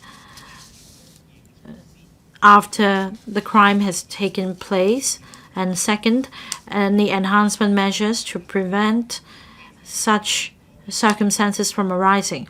So in April this year, the Hong Kong MA issued a circular relating to which provides a set of guidelines on the handling unverified transactions. Banks must treat their customers fairly. The banks should also be pragmatic and have empathy for the victim's situation and provide every assistance possible. Suitable internal control mechanism should be put in place to control the risk arising from credit card-related transactions, including what the member mentioned in relation to detecting fraudulent transactions. In terms of unauthorized credit card transactions, members of the public should look after the one-time passwords and the pass keys very carefully. And once the customer reports such transaction to the banks immediately after it has taken place, banks should give full consideration to the situation. The banks should also have regard to the actual circumstances of the victims, including the underprivileged group. So this is about fair treatment for bank customers. Second, Mr. Ho asked about the enhancement measures. The government attaches great importance to the matter. Hong Kong MA in April and last week issued a new set of guidelines containing a series of measures for banks to safeguard the customer's interests. Altogether, 33 measures are rolled out under 4 areas. For example, an option should be provided for customers to decide whether unverified credit card transactions should be allowed. Last question, seeking an oral reply, Ms. Doreen KONG. President, it has been reported that the elderly population in Hong Kong will increase to 24.6% in 2026, and by then Hong Kong will become a super-aged society, as defined by the WHO. However, a survey has found that over 80% of the respondents have not made the 3 instruments of peace, that is an enduring power of attorney, or EPA, an advanced medical directive, AMD, and a will, so as to make adequate end-of-life preparation. In this connection, will the government inform this council, 1. Whether it knows the respective numbers of EPAs signed under the witness of public hospital doctors, as well as valid AMDs received and executed by public hospitals in each of the past 5 years, of the government's comprehensive publicity plans to enhance public awareness of the 3 instruments of peace as well as life and death education. 2. Of the progress of and detailed timetable for taking forward the legislative proposals relating to the Continuing Powers of Attorney Ordinance and the Advanced Decision on Life-Sustaining Treatments Bill. And 3. Whether it has plans to properly store signed documents on the 3 instruments of peace by electronic means or by setting up a central repository in the future. Secretary for Labour and Welfare. President, having consulted the Judiciary, the Health Bureau, the Home and Youth Affairs Bureau, the Education Bureau, and the Department of Justice, my consolidated reply to the member's question is as follows. 1. In the past 5 years, that is from 2018 to 2022, a total of 8,032 advanced medical directives, or AMDs, were made in the Hospital Authority, or the HA, ranging from 1,455 to 1,742 per year, as detailed in Annex 1. As the creation of an enduring power of attorney, or EPA, requires witnessing by a solicitor, the HA generally does not take part in matters relating to the creation of an EPA and does not maintain the number of valid EPAs. In addition, the HA does not maintain the number of AMDs executed. According to the Enduring Powers of Attorney Ordinance, or EPA Ordinance, the registration of an EPA with the High Court is the final formal procedure in relation to an EPA as required by the law. According to the information of the High Court, a total of 4,012 EPAs were registered in the past 5 years, from 2018 to 2022, increasing from 440 in 2018 to 1,401 in 2022, as detailed in Annex 2. Life and death education aims at breaking the taboo surrounding death, helping people to view death in a positive light and learn about will making, EPA making, and advanced care planning. Various relevant departments have been carrying out promotion work. The Elderly Health Service of the Department of Health promotes public education on life and death issues through webpage, publications, and online videos, etc. The contents of the webpage includes viewing death from a positive perspective and treating birth, aging, illness, and death as inevitable stages of life. If planning in different areas can be done in advance, better preparations can be made for ourselves and our families. The EHS also conducts health talks for elderly persons and their carers on aging, life and death education, and bereavement at residential care homes for the elderly centers, and elderly health centers through its multidisciplinary team, including nurses and allied health professionals. From 2008 to 2022, a total of 2,236 health talks related to these topics were conducted. In parallel, the EDB has been promoting life education in primary and secondary schools by updating curriculum guidelines, developing learning and teaching resources, providing professional development programs for teachers, etc., to support schools to help students understand the journey and meaning of life through learning experiences within and beyond the classroom, so as to cultivate positive values towards life. In addition, the Hong Kong Public Libraries collaborate with organizations to organize talks on life and death education, including talks on the 3 instruments of peace at times. The Social Innovation and Entrepreneurship Development Fund, or the SIE Fund, also subsidizes ventures related to life and death education and the 3 instruments of peace. Regarding the promotion of the use of EPAs, the DOJ, through the Enduring Powers of Attorney Amendment Ordinance 2011, gives effect to the Law Reform Commission LLC's recommendation to relax the requirements for the execution of EPA so that a donor and a solicitor can sign an EPA within 28 days after it has been signed by a registered medical practitioner. The amendments ordinance also gives effect to another recommendation of the LLC to adopt a new statutory form and associated explanatory information presented in plain language and in a more user-friendly format. The DOJ also provides practical details relevant to the EPAs and promotes the use of EPAs through radio programs and announcements in the public interest. In addition, the DOJ sponsored the Community Legal Information Center website of the University of Hong Kong to prepare content on EPA-related topics. On the use of wills, according to Section 3 of the Wills Ordinance, a person may, by will, executed in accordance with that ordinance, dispose of his or her property. The government has compiled various publications on inheritance matters, which are available for public access at the district offices and the estate beneficiaries support units of the Home Affairs Departments and can be downloaded online. The government will keep in view the relevant information in the materials to meet the needs of the community. There are also schemes funded by the government to provide information related to will making, including the free legal advice scheme administered by the Duty Lawyer Service. 2. The LLC published the report on enduring powers of attorney personal care 2011 report in July 2011, which recommended the extension of the scope of an EPA to cover not only decisions on a donor's property and financial affairs, but also decisions on a donor's personal care. The DOJ set up an interdepartmental working group to study the 2011 reports and launched a public consultation on the draft Continuing Powers of Attorney Bill to implement the recommendations of the reports in 2011. DOJ briefed the Legislative Council panel on Administration of Justice and Legal Services on the consultation in 2018. Subsequently, the government reported the implementation of the 2011 report to the panel annually. The DOJ and the Labour and Welfare Bureau are deliberating the follow-up actions. As for AMDs, they are important policy measures to respect the choice of patients and improve the quality of life of the terminally ill. An AMD generally refers to a written statement in which a person indicates, while mentally capable, what life-sustaining treatment he or she would refuse when he or she is no longer capable of doing so.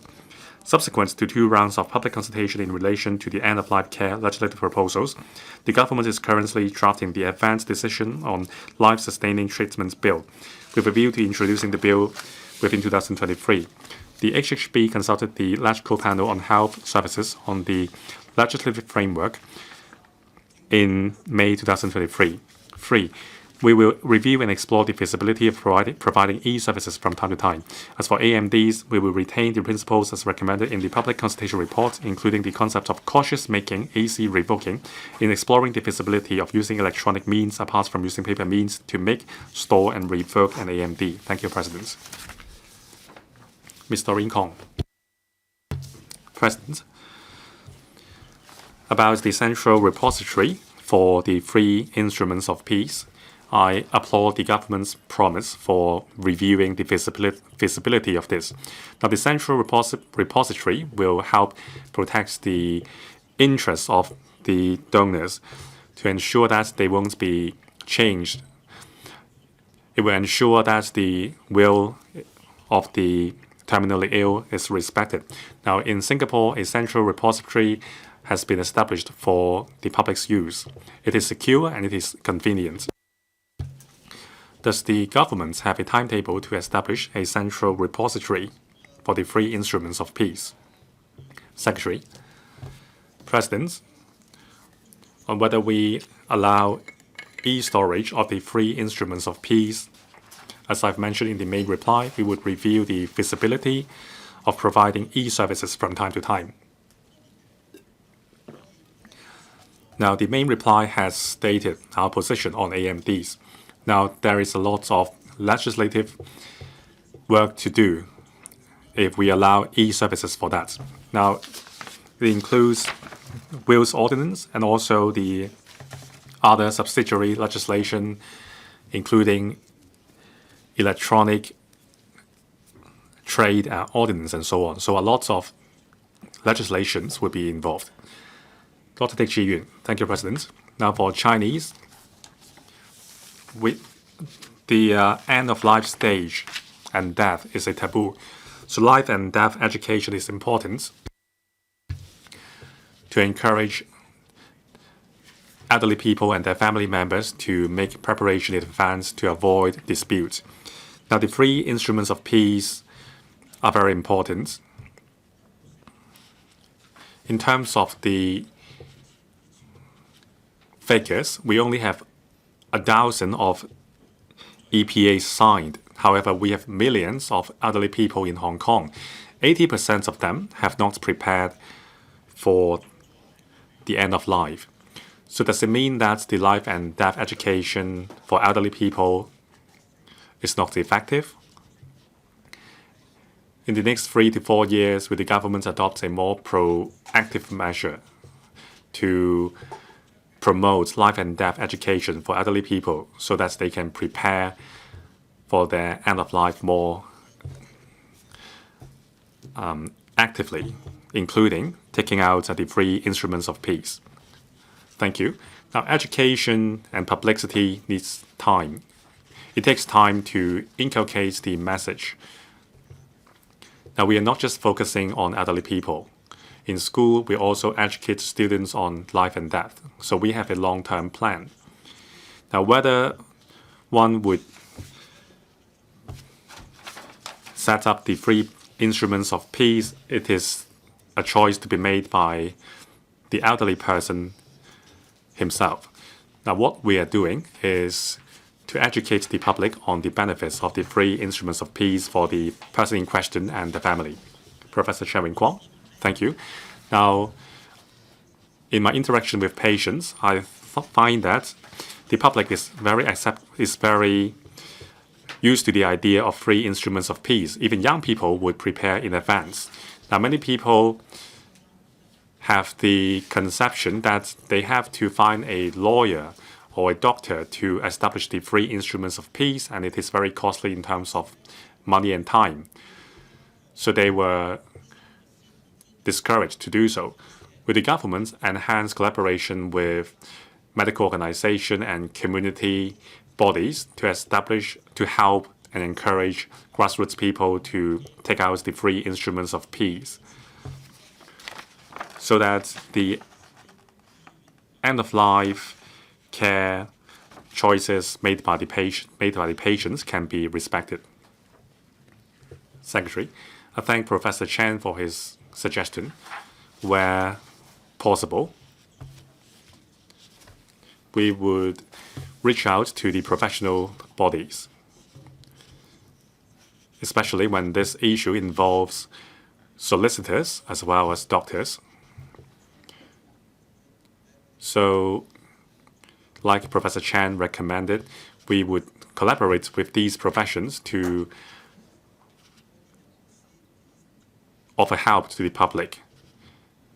Now, a talk or seminar conducted by a solicitor or a doctor can already raise the awareness. Mr. Porge, thank you. Now, in Annex 1 and Annex 2, that is the number of advanced medical directives made. Now, there is a downward trend or declining trend over the past 5 years. Now, for enduring powers of attorney, however, the number has increased by 3.18 times. Now, in 2011, the government has accepted the recommendation made by the LRC to amend the EPA ordinance. Now, the government has been very active in sorting out the financial arrangements for end-of-life patients, but for personal care, they are not so active. Now, there is the Enduring Powers of Attorney Personal Care Bill, the Advanced Decision on Life-Sustaining Treatment Bill. However, the progress is too slow. And also, will the bill cover electronic registration? Now, as it is, the original copy of AMD must be produced by the family member. So because it may, some of the patients may have lost their AMDs. So would you also cover e-registration under the bill? Undersecretary, President, on AMD, on the 12th of May this year, we have reported the legislative framework to the panel on health services. Now, having consulted member, we seek to introduce the bill within this year. Now, as the meeting, many members have put forward their view on the feasibility of allowing AMDs in e-format. Now, we will adopt the principle of cautious making and easy revoking. Now, we got a strong message from the public that they would like the making process of the AMD as convenient as possible, and also the public would like to make the revocation process as easy as possible. Now, with the availability of electronic AMDs, healthcare professionals can understand the directives given by the patients easily. Now, we will study the matter closely. Maybe the public can make paper-based AMDs and electronic AMDs individually. Now, there should not be a duplication. Now, if the AMD is made on paper, if the patient did not produce the paper AMD to the healthcare professional, then the directives may not be followed. However, if it is registered in electronic form, even if the patient has not produced the AMD to the healthcare professional, the professional would know. Now, we just want to offer another choice for the public. Dr. David Lam. Thank you, President. Now, as far as I understand, continuing power of attorney and also AMDs are not legislated for yet. Now, for EPA, it requires assessments by a doctor. Now, for continuing power of attorney, the doctor has to assess the mental competence of the patient. Now, for AMDs, the doctor needs to explain to the patient the consequence of refusing life-sustaining treatment. Now, in the government's future legislative exercise, will the government spell out clearly what the doctor has to do, that is to explain the situation to the patients rather than conducting a specific behavioral assessments, because that would be very difficult. Under Secretary, President, for AMDs, we do not require the doctors to assess the mental state of the patient. We just need the doctor to explain what AMD is for and also the consequence. Now, if it is a paper-based AMD, the responsibility to produce the AMD to the healthcare professional would be on the public and the patients. Now, the doctor's work should be to explain the effects of the AMD to the patients rather than assessing the mental capacity. Ms. Lam So-wai, Connie Lam, thank you. We are entering a super-aged society, and many elderly people have not thought about taking out the free instruments of peace, including AMD. Now, I've been in touch with a lot of terminally ill people and elderly people. Well, sometimes it is only when the patients become mentally incapacitated when the family members are suddenly aware of the need of the free instruments of peace. Now, according to a survey, 80% of the Hong Kong people have not considered making the free instruments of peace. Now, the Secretary mentioned there may be some talks conducted by professionals like solicitors and doctors. Now, will the government collaborate with NGOs and professional bodies in the medical and legal profession to conduct more talks and also establish a mechanism to help the terminally ill and the elderly people to set up the free instruments of peace? Secretary. President, I thank Ms. Connie Lam for her questions. Now, this is our work directions. Now, as I've mentioned in the main reply, The Elderly Health Service of the Department of Health promotes public education on life and death. And also we are using some 200 elderly health centers over the territory for this purpose. We want to educate elderly people, especially grassroots elderly people, on the benefits of the free instruments of peace for them and the family members. Ms. Carmen KAN. President, now about this question, I have followed up on the issue in the question on many occasions, especially the central repository for the free instruments of peace. Now, after the enhancements, the funding proposal of $200 million for enhancing the functions of I'm Smart, when the administration submitted the funding proposal to the FC, they said it could be used for storing important papers in electronic forms for the public, including a will. So I think we need to study the legislative side of the things, including the continuing power of attorney. Now, maybe it is very important to extend the scope of continuing power of attorney to cater for arrangements besides finance and property. Personal care is also important. Now, so I would like to follow up on the question of continuing power of attorney. As is, we only have enduring powers of attorney, which can only cater for financial and property matters. Secretary, thank you. As mentioned in my main reply, in 2018, the DOJ has completed a consultation, and in year 2017, they have briefed the LegCo on the legislative proposal, and a lot of views were received, including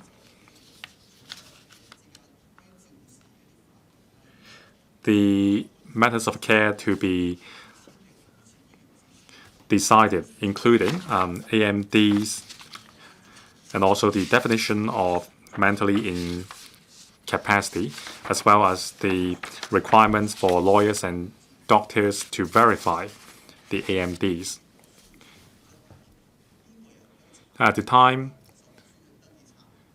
it was mentioned that the register of the EPAs should be made available on a need-to-know basis. So there were lots of policies, issues, and administrative matters to consider. Thank you. Government bill. This council resumes a second reading debate on the road tunnel